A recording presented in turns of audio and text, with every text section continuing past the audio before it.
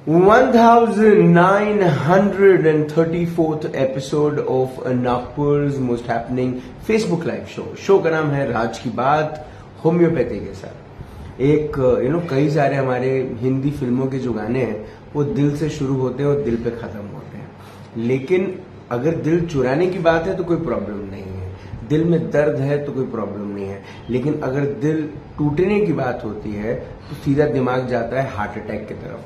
अब heart attack ये जब जैसे ही ये दोनों शब्द आते हैं, मुझे ऐसा लगता है कि आधे से ज्यादा पॉपुलेशन को पसीना आ जाता है, और वो पसीना एक बहुत बड़ा कारण होता है जब हार्ट अटैक आता है। ऐसा मैंने सुना है कि पहले पसीना आता है। तो बात आज करने के लिए हमारे साथ है सेंट्रल इंडिया का जाना माना नाम, भारत का सबसे बड़ा नाम होम्योपैथी में डॉक्टर कविता चांडक हैं। उनसे हम बात करेंगे, मुलाकात करेंगे और समझेंगे कि how to prevent heart attack with homeopathy. बात करने के आज हमारे साथ है doctor Kavita Chandak ma'am. Ma'am नमस्कार। नमस्ते मैम, स्वागत आपका आज की बात में। मैम, तिल गुड़ यानी गोड़ गोड़ बोला बिल्कुल। आज आपके घर में तिल गुड़ खाने को मिला, इसलिए मैंने ये चीज बोली। लेकिन मैम कहते हैं सुबह सुबह आपने ऐसी चीजों के बारे में बात करना चाहिए जिससे जो वातावरण है वो अच्छा होना चाहिए, है ना। हार्ट अटैक की बात कोई नहीं करता मैम सुबह सुबह, हम तो करते हैं। लेकिन मैम मैं एक रिसर्च पढ़ रहा था और जहां पे मुझे पता चला कि 40% लोगों को हार्ट अटैक सुबह सुबह ही आता है। मैम कैसे समझे हार्ट अटैक को, कैसे समझे और how to prevent it with homeopathy? हाँ, ये तो आज टॉप सीक्रेट है, आपका $1 मिलियन क्वेश्चन है कि how to prevent it. Because कैसा है, दुनिया अभी बीमारी होने के बाद में भागती है, डॉक्टर डॉक्टर खेलती है, लेकिन उसके पहले भी हम उसे प्रिवेंट कर सकते हैं। तो आज बात करते हैं हार्ट अटैक की। आपने बहुत सुंदर कहा कि दिल में कैसा है, शायरी में बड़ा दिल यूज होता है, सब जगह यूज होता है, और दिल एक बहुत ही खूबसूरत चीज है जिसके भरोसे हम जी रहे हैं। हम चाहे न चाहे हमारे लाइफ के फैसले दिल ही करता है। इसके लिए बहुत जरूरी है कि आप सबसे पहले अपने दिल के बारे में उसका ज्यादा से ज्यादा ख्याल रखें और कोई बड़ी बीमारी होने से उसको रोकें। अब सबसे पहले नाराज हम बात करते हैं कि हार्ट अटैक होता क्यों है, what are the reasons behind heart attack. जैसे आप जानते हैं कि एज फैक्टर तो एक कॉमन है ही, दूसरा है टोबैको, स्मोकिंग के हैबिट, अनहेल्दी लाइफस्टाइल, चटर पटर खाना, ईटिंग एंड सिटिंग लाइफस्टाइल, देर से सोना, देर से उठना। उसके बाद में और भी कई बीमारियां हैं या और भी कई रीजन से, जैसे कुछ मेडिसिन खाते रहते हैं तो उससे भी नर्व ये हो जाता है, आपके आर्टरीज जो है वो थोड़ी कंस्ट्रिक्ट होती है। तो ऐसी कई बीमारियां हैं जिसकी वजह से हार्ट अटैक होता है, ब्लड का सर्कुलेशन डिस्टर्ब होता है। बट इसका जो ओरिजिनल मैकेनिज्म है वो मैकेनिज्म है कि हार्ट को जब ऑक्सीजन का सप्लाई इवन 10 सेकेंड के लिए भी बंद होता है तो हम उसे हार्ट अटैक कहते हैं। When demand is more and supply is less. अब ये कब होता है, जैसे अपने ब्लड में कोलेस्ट्रॉल की मात्रा बढ़ गई, ट्राइग्लिसराइड की मात्रा बढ़ गई, तो इसके छोटे छोटे प्लेक तैयार होने लगते हैं। प्लेक यानी क्या होता है कि आपके जो हार्ट को सप्लाई करने वाली वेसल्स है, धमनियां हैं, उसके अंदर में वो प्लेक जमने लगता। यानी बाहर से नल का पाइप तो आपको उतना ही चौड़ा दिख रहा है, पर अंदर में काई जमा हो गई है, तो क्या होगा, आपके नल की जो धार है पानी की वो बारीक हो जाएंगी, पर बाहर से वो उतना ही चौड़ा दिख रहा है। सेम मैकेनिज्म हार्ट के साथ में होता है। तो यहाँ पे जब ये प्लेक्स जमने लगते हैं और एक स्टेज ऐसा आता है कि प्लेक एक आधी बार वो रप्चर हो जाता है, रप्चर होके वो क्लॉट बन के इधर उधर हार्ट की किसी धमनी में फंसता है, और वो फंसने की वजह से जो हार्ट की तरफ ब्लड का सर्कुलेशन है वो 10-20 सेकेंड के लिए प्रिवेंट हो जाता है, रुक जाता है, और वो जैसे ही रुकता है वैसे आपका पेशेंट हार्ट अटैक में जाता है। तो ये एग्जैक्ट मैकेनिज्म है हार्ट अटैक का।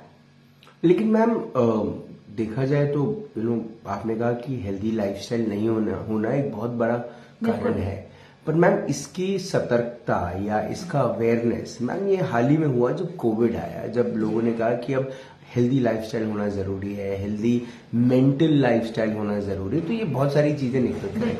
बट मैम जब हम पुराने लोगों को देखते हैं या हमारे फादर को देखते हैं, दादाजी को देखते हैं, बुजुर्गों को देखते हैं, तो हम उनमें जो हार्ट अटैक की मात्रा है वो बहुत कम देखते हैं। लेकिन जो युवा है आजकल मैम 18-20 साल की उम्र के भी लड़के लड़कियों को हार्ट अटैक आ रहा है, तो मैम इसको कैसे समझा जाए?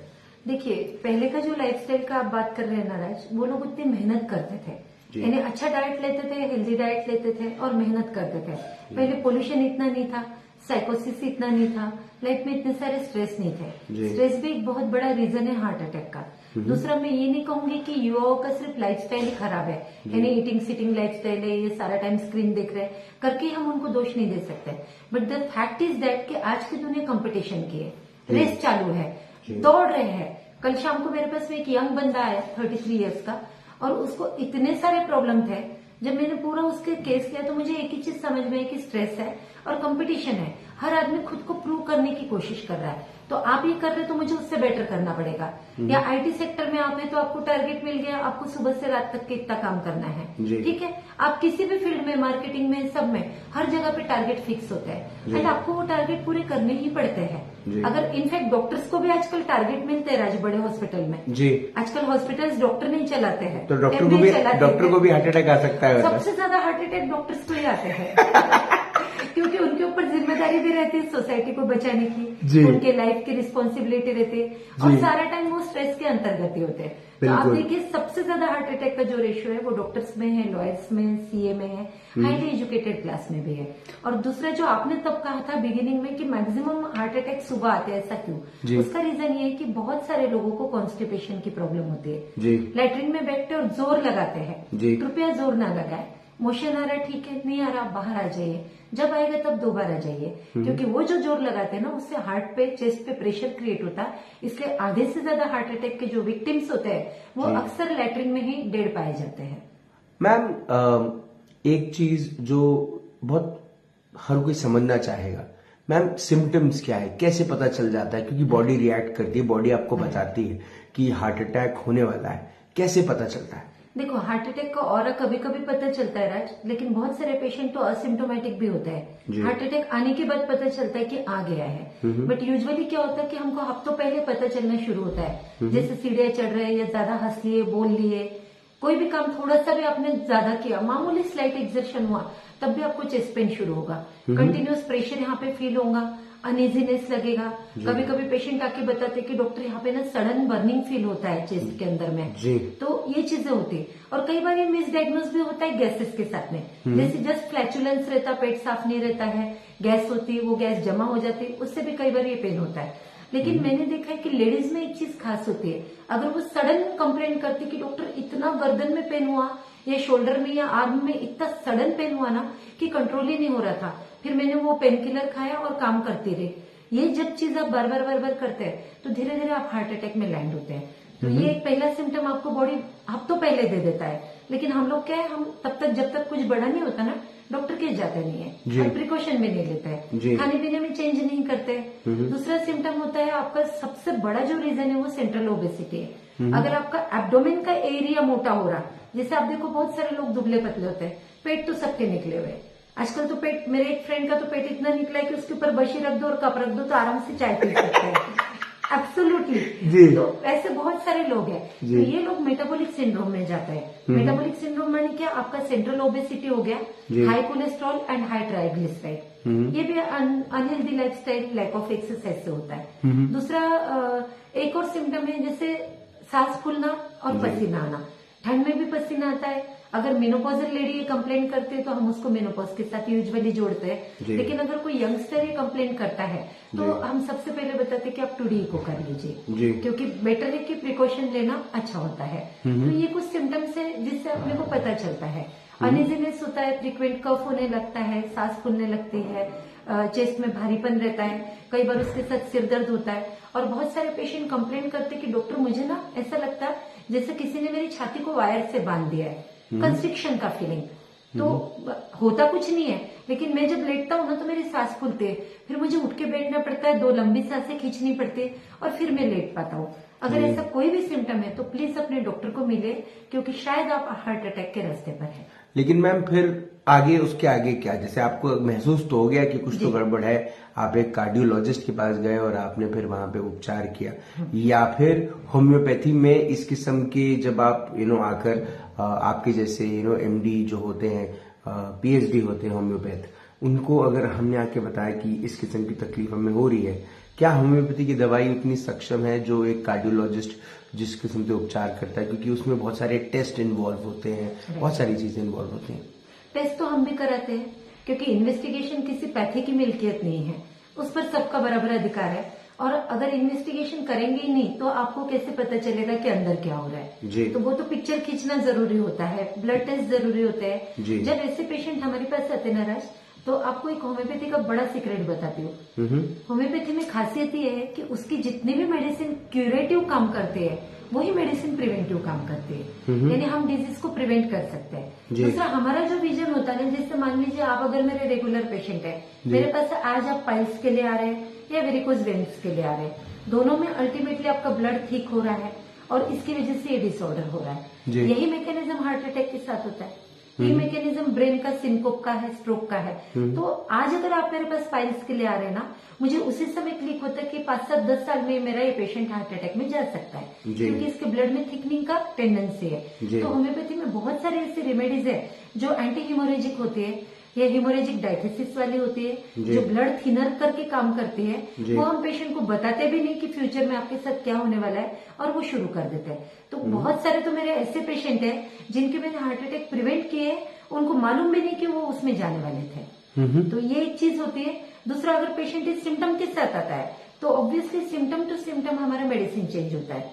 अगर आप हार्ट अटैक का हमारे चैप्टर खोल के देखेंगे ना हमारे रेपर्टरी में या सॉफ्टवेयर में, तो there are thousands of remedies for heart attack and in fact to prevent heart attack, और वो भी एक एक सिम्टम वाइज। जैसे हार्ट अटैक आपको बहुत ज्यादा एक्सर्शन से हो रहा तो आपका मेडिसिन चेंज हो रहा है। हार्ट अटैक आपको किसी मेंटल स्ट्रेस से हो रहा, किसी किस्म की फियर ऑफ डेथ से हो रहा, तब भी आपका मेडिसिन चेंज हो रहा है। हार्ट अटैक आपको डायबिटीज की वजह से है तो अलग रीजन है। हार्ट अटैक आपको अगर वॉल्वुलर डिजीजेस की वजह से है, जैसे आपका कोई वॉल्व पहले से काम नहीं कर रहा, रोमेटिक हार्ट डिजीज में आप सालों से है, वो भी एक रीजन होता है हार्ट अटैक आने का। तो होम्योपैथी में मेडिसिन है जो आपकी माइट्रल वॉल की या ट्राइकस्पिड वॉल का इनकॉम्पिटेंस जो है वो या रिगर्जिटेशन, ये दोनों वॉल्वुलर डिजीजेस ठीक कर सकती है। अगर हार्ट अटैक बीपी की वजह से है वो हम मेंटेन करते हैं। Heart attack if followed by liver disorder और किडनी डिसऑर्डर, तो हम जो उसका अंडरलाइन डिजीज है उसको ठीक करते हैं, तो हार्ट अटैक भी प्रिवेंट होता है। एलोपैथी बहुत अच्छा पैथी है राज, मैं ये नहीं कहूंगी कि ये बुरा है, क्योंकि इमरजेंसी में वही काम आता है। लेकिन प्रॉब्लम है कि एलोपैथी में आप एक बार चले गए, टाइम बिंग तो सेटलमेंट हो गया और जिंदगी भर का मेंटेनेंस शुरू हो गया, आप दवाइयों पर लैंड हो जाते हैं। होम्योपैथी के साथ ये दिक्कत नहीं आती है, क्योंकि हम लाइफ लॉन्ग आपको कोई दवाई नहीं देते। आप साल, 1.5 साल, 2 साल हो गया, ज्यादा से ज्यादा आप दवाई खा लो, उसके बाद में आपको कोई भी दवाई हार्ट अटैक को प्रिवेंट करने के लिए लेने की जरूरत नहीं है।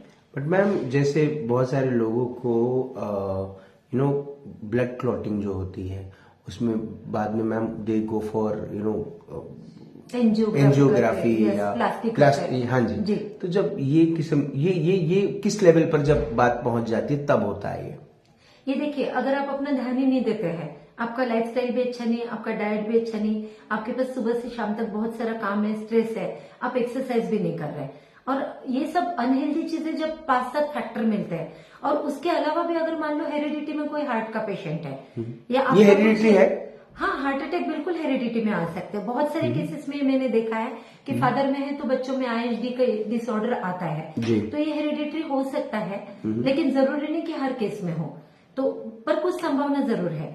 तो उस समय अगर ये सब चीजें हमको मिलती है फैक्टर, तो हम पेशेंट को बैठ के पहले काउंसिल करते हैं कि देखो अभी भी वक्त है, हम अभी उस जगह में गए नहीं है, उस दायरे में, हम वहां से पीछे आ सकते हैं, लेकिन एक बार अगर चले गए तो फिर हमको बार बार वो चीजें फेस करनी पड़ेगी।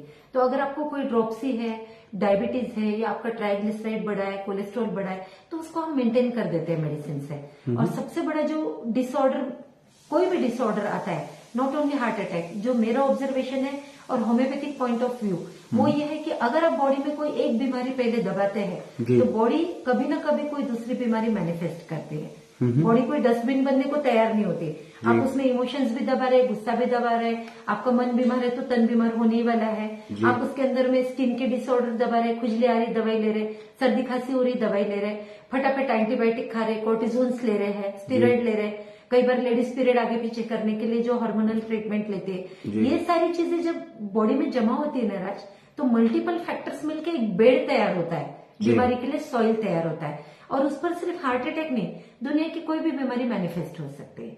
तो मैम एक तरीके से बॉडी खुद से ही बदला लेती है? ऑफ कोर्स खुद से लेती है बॉडी, क्योंकि देखो आप जितने भी ऑटो इम्यून डिसऑर्डर है, लोग ऑटो इम्यून डिसऑर्डर में क्यों जा रहे हैं? आजकल इसका परसेंटेज बहुत बढ़ गया है। ऑटो इम्यून डिसऑर्डर यानी क्या है? बॉडी का खुद के प्रति गुस्सा, अपने खुद के सेल खुद के दुश्मन बन जाते हैं। कैंसर ऑटो इम्यून डिसऑर्डर है, उसके अंदर हमारे डब्ल्यूबीसी हमारे जीवित सेल को खाते हैं, डब्ल्यूबीसी बढ़ जाते हैं। अर्थराइटिस ऑटो इम्यून डिसऑर्डर है।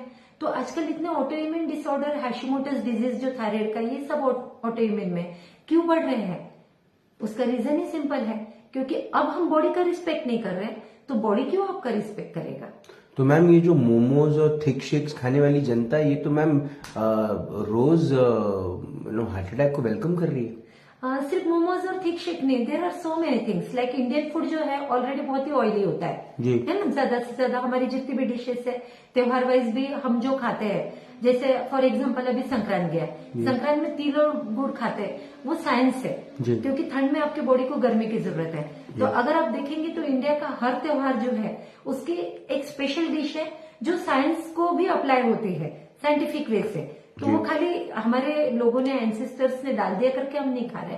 लेकिन अब क्या हो गया, लाइफस्टाइल चेंज हो गया। आजकल हमारे बच्चे ये सब चीजें प्रीफर करने के बदले में पिज्जा, पास्ता, बर्गर और जैसा आपने बताया मोमोज, थिक शेक्स, कॉफीज, ये सब के ऊपर लैंड हो गए।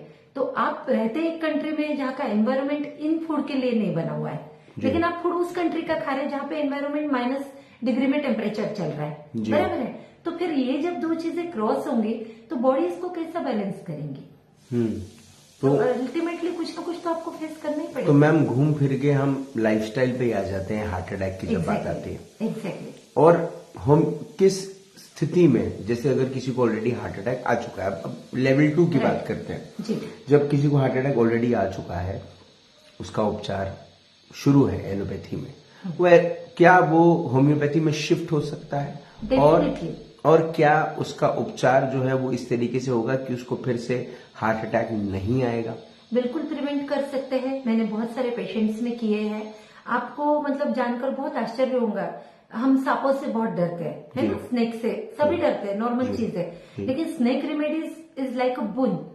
वो मैंने कितने पेशेंट्स में यूज किए। होम्योपैथी में मल्टीपल स्नेक रेमेडीज है जो मैंने बहुत बार यूज की, क्योंकि इनका ब्लड पे बहुत ज्यादा एक्शन होता है, ब्लड पे, क्लॉटिंग फैक्टर्स पे, और ये बहुत हेल्प करते हैं पेशेंट को बचाने में। इसके अलावा भी होम्योपैथी में बहुत सारे रेमेडीज है जिनका हेमोरेजिक डायथेसिस है, जैसे फॉस्फोरस है, इपिकेक है, ब्रायनिया है, ऐसे बहुत सारे रेमेडीज है जहाँ पे हम पेशेंट की मदद कर सकते हैं। तो सिर्फ क्योर ही नहीं कर सकते, इनफैक्ट आपका क्लॉट गलाने में भी हेल्प कर सकते हैं। मैं आपके साथ एक इंसिडेंट या एक्सीडेंट शेयर करूंगी राज। मेरे लाइफ का सबसे बुरा एक्सीडेंट था। मेरी बेस्ट फ्रेंड टर्की में रहते हैं। One day night she sent me the audio message, क्योंकि मेरा फोन साइलेंट पे रहता, एंड वो बहुत घबराई हुई थी। वो गायनोकोलॉजिस्ट है और उसके हस्बैंड फिजियोथेरापिस्ट है। उसका मैसेज था कि कविता, मेरे हस्बैंड को इस समय बहुत तकलीफ हो रही है ब्रीदिंग की, और उसका ब्रोंकोस्पाज्म हो रहा है। ब्रोंकोस्पाज्म से हार्ट अटैक में लैंड हो रहा मुझे दिख रहा है, और वो उसको बार बार रिक्वेस्ट कर रही थी हॉस्पिटल जाने के लिए, and he was not ready. तो शी न्यू दैट कि होम्योपैथी में ऐसा रेमेडी जो उसको टंग पे डालेंगे तो प्रिवेंट हो जाएगा, and that's why she called me. But मेरा फोन साइलेंट पे था। उस समय इंडिया में रात में कुछ 12:30-1 बजा होगा। मैंने सुबह उठ के जब उसका मैसेज सुना, उसकी आवाज में बहुत डर था, तो मैंने उसको एक रेमेडी का नाम भेजा और मैं जिम चली गई। वापस में जब 8-8 बजे आई तो उसका मैसेज था कि no use now because he has already left us. Oh my God. और ये जो बुरी घटना हुई उसके लिए तो मैं खुद को जीवन भर दोष दूंगी कि मैं अपने फ्रेंड के काम नहीं आ सकी, क्योंकि मेरा फोन साइलेंट पर था और मेरे पास वो रेमेडी था जिससे मैंने कई पेशेंट्स को बचाया। अगर वो रेमेडी उसके पास अवेलेबल था उसके किट में, मुझे सिर्फ उसको एक नाम बताना था। तो ऐसे बहुत सारे रेमेडीज इतने साल में मैंने सीख लिए हैं जो प्रिवेंट करते हैं। तो अब हमारे पास जो भी हार्ट के पेशेंट आते हैं महाराज, उनको हम ट्रीटमेंट तो देते ही देते हैं, साथ में SOS करके डब्बे में भर के वो रेमेडी देते हैं कि भैया अगर कभी भी आपको कोई घबराहट, इमरजेंसी कुछ लगे और हमसे कांटेक्ट नहीं हो पाए तो आप 4 गोली टंग पे डालिए, कम से कम डेथ तो नहीं होगा। आपको इतना टाइम मिलेगा कि आप मेरे पास नहीं तो किसी और भी डॉक्टर के पास, नियर बाय फिजिशियन के पास पहुंच सकेंगे। मैम ये मेरा आखिरी सवाल होगा, जब हम हार्ट अटैक को देखते हैं तो मैम उसमें हम ये जो हेरिडिटरी वाली बात है, ये बहुत सारे लोगों को ये बात नहीं पता कि heart attack can also be come from hereditary. क्या ऐसा भी होता है कि जिनकी इन द पास्ट किसी को हार्ट अटैक नहीं आया है, और क्या ऐसा भी हो सकता है कि कोई फर्स्ट जनरेशन बन जाए? बिल्कुल हो सकता है, क्योंकि देखो दुनिया में 2 टाइप के डिजीजेस है राज। फर्स्ट इज कंजेनाइटल, मतलब जो आपको हेरिडिटी में मिलता है, आप माँ के पेट से लेकर आए, और दूसरा है एक्वायर्ड, मतलब आपने अपने एनवायरमेंट से उसको कैच किया। एनवायरमेंटल फैक्टर बोले तो कई बार हेवी मेटल टॉक्सिसिटी हो सकता है, अपने खाने पीने में मेटल व्रैप चीजें होती है, जो अपन प्रिजर्वेटिव फूड खाते हैं उसमें प्रिजर्वेशन के तौर पे कई चीजें यूज होती, और एल्यूमिनियम फॉइल में हम खाना पैक करते हैं, एल्यूमिनियम भी हेवी मेटल है, राइट? तो ये सब चीजें होती है। दूसरा एनवायरमेंटल अपना स्ट्रेस है, वर्कलोड है, उसके बाद लाइफस्टाइल है, खान पान की गलत आदतें है, सीटिंग और ईटिंग लाइफस्टाइल है, सेंट्रल ओबेसिटी बढ़ रहा है। तो ऐसा बिल्कुल जरूरी नहीं कि हेरिडिटी में वो डिजीज नहीं करके आप उसको कैच नहीं करेंगे, और ये भी एश्योरिटी नहीं कि हेरिडिटी में वो डिजीज है करके ही आपको आएगा। हो सकता है आपको पता है कि मेरे फादर को हार्ट अटैक का इश्यू है, तो मैं अपना लाइफस्टाइल आज ही ठीक कर लूं तो मैं उसको प्रिवेंट कर सकता हूँ, है ना? मतलब इन टोटल हम देखा जाए तो heart attack can be prevented and can also be cured 100% with the help of homeopathy. Because मैंने इतने साल में बहुत पेशेंट ठीक किए राज, इसलिए मैं एक्सपीरियंस से बोल सकती हूँ। अभी मेरे प्रैक्टिस को 23 साल हो गए हैं, 23 ईयर्स, और 23 ईयर्स के पहले मैं 5 साल 7 साल पढ़ती रही होम्योपैथी, यानी ऑलमोस्ट मैं पिछले 28 साल से होम्योपैथी के साथ में हूँ। तो there are so many remedies, and the beauty of homeopathy is that कि आपके एक एक सिम्टम के अनुसार मेडिसिन बदलता है। मतलब आपको एंजाइटी से हार्ट अटैक आया, आपका रेमेडी बदल गया, आपको ग्रिप से हार्ट अटैक आ गया, आपका रेमेडी बदल गया। कई पेशेंट हमारे पास आते हैं जैसे फादर का डेथ हो गया, या सडन फाइनेंशियल लॉस हो गया, या कोई बुरी न्यूज सुन ली और हार्ट अटैक आया, उस समय तो हम उसको रोक नहीं पाते क्योंकि वो आ चुका होता है। बट फ्यूचर में ये चीज ना हो और हमको पता चल जाता कि हमारा पेशेंट इस पर्टिकुलर चीज को सेंसिटिव है, तो उसके वहां हम सेंसिटिविटी लॉक कर देते हैं, उसका माइंड का ब्लॉक लॉक कर देते हैं कि इसको बैड न्यूज से सेंसिटिविटी इतना ना हो कि वो हार्ट अटैक में जाए। तो हम उसकी इम्यूनिटी पे काम करते हैं, हार्ट पे नहीं। मैम, मुझे ऐसा लगता है कि इम्यूनिटी ही सब कुछ है, बिकॉज इम्यूनिटी एक ऐसी आपकी खुद की एक सेना है जो किसी भी डिजीज को, किसी भी वायरल को, किसी भी इस किस्म की तकलीफ को कॉम्बैट करने के लिए आपके अंदर में रहती है। अगर उसकी क्षमता अच्छी है तो आप किसी भी बड़ी से बड़ी तकलीफ को पार कर सकते हैं। बिल्कुल। और होम्योपैथी में हम जो ट्रीटमेंट करते हैं ना राज, वो व्यक्ति का करते हैं। जैसे आप मेरे पास आएंगे तो मैं आपका ट्रीटमेंट करूंगी, आपके सिम्टम्स का नहीं करूंगी कि आपको हार्ट में प्रॉब्लम है, या आपको पाइल्स है, या आपको रोमेटिज्म है। That doesn't matter for me. मेरे लिए व्हाट मैटर्स कि this is Raj and I have to treat Raj. I have to treat Raj means I have to treat your immunity, क्योंकि इंसान सिर्फ हाड़ मांस का पुतला नहीं है। जब उसमें भावनाएं गिरती है, इमोशंस आते हैं, तब वो एक व्यक्ति बनता है, एक पर्सनैलिटी बनता है। और मैम, जैसे आपने मुझे भी 2 लड्डू दिए एक कटोरी में, मैंने दोनों खा गया, तो हार्ट अटैक तो नहीं आएगा ना? बिल्कुल नहीं आएगा। मैं बैठी हूँ, मेडिसिन आपने अपना वक्त दिया, आपने हमसे बात करी, आपने हार्ट अटैक को प्रिवेंट करने के बारे में एक बड़ी बारीक बातें हमें समझाई, and specially how to prevent and cure heart attack in homeopathy और विद होम्योपैथी। एक बड़ा इंपॉर्टेंट विषय था जिसके ऊपर में बात की। आपने अपना वक्त दिया। एक चीज और मैं आपको बताती हूँ। जब पहली बार हार्ट के बारे में पढ़ा था फर्स्ट ईयर में एनाटॉमी में, वी केम टू नो कि हार्ट में 4 चेम्बर होते हैं, 2 एट्रियम होते हैं और 2 ventricle. So it was so convenient for all of us कि एक समय आप हार्ट में 4 लोगों को बिठा सकते हो। मैम, ये उनके लिए अच्छा है जब तक पता ना चले। अगर पता चल जाए तो मैम ये चारों जगह खाली करने में मैम वक्त नहीं लगता।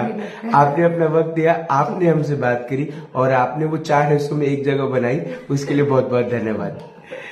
डॉक्टर कविता चांडक मैम से मुलाकात हुई, बात हुई in this exclusive episode of राज की बात। ये प्रॉब्लम पता है कहाँ है? प्रॉब्लम सबसे पहले तो हमें ही है कि हम अपनी लाइफस्टाइल को समझ नहीं पा रहे हैं। बिल्कुल हकीकत है।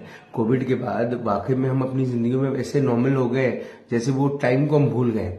हम वो टाइम में वर्कआउट भी कर रहे थे, हम वॉक कर रहे थे, हम बहुत सारे फिजिकल एक्टिविटीज कर रहे थे।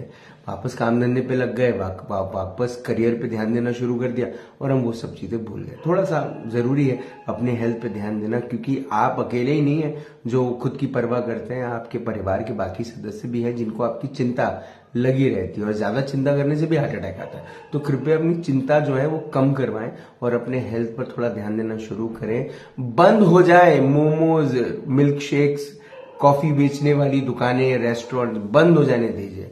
आप उसकी चिंता मत कीजिए, सिर्फ अपना ध्यान रखिए, क्योंकि आप हैं तो आपका परिवार मुस्कुराते रहेगा।